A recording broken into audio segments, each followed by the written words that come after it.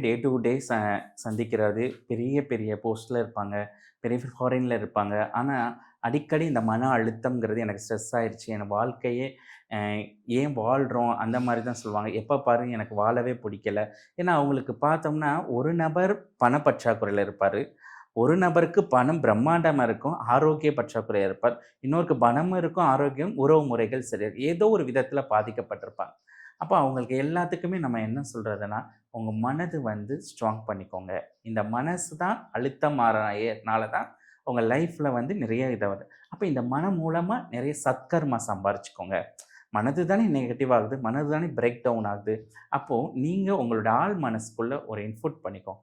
நீங்க மனம் ஸ்ட்ராங்கா இருந்தா தான் அடுத்த கட்டத்த நோக்கி பிரயாணம் பண்ண முடியும். அப்ப நாங்க என்ன ஒரு சின்ன டெக்னிக்கல் சொல்லிக் குடுப்போம்னா, இந்த மனசால எவ்வளோ எவ்வளோ சத்கர்மா செய்ய முடியுமோ, சத்கர்மம்னா ஒரு நல்ல விஷயங்கள். அந்த விஷயங்கள் செய்யுங்க. என்ன பண்ணலாம்? யாராவது மத்தவங்களுக்காக உட்கார்ந்து பிரார்த்தனை பண்ணுங்க. அவ்வளோதான் சிம்பிள் டெக்னிக். நம்மளுக்கு யாருன்னே தெரியாது. ஒரு டிவி ஆன் பண்ணா அதுல ஒரு 30 பேர் வருவாங்க. நம்ம ஒரு போர்டிகோல நின்டு பார்த்தா, நம்ம ரோட் சைடு போற ஒரு 10 பேர பார்க்கலாம். அவங்கலாம் நினைப்பி அவங்க நல்லா இருக்கணும். அந்த மாரி அவங்கள வாழ்த்துங்க. இந்த மனதிலிருந்து அவங்களுக்கு ஒரு நல்ல எனர்ஜிகள குடுங்கன்னு சொல்லுவோம்.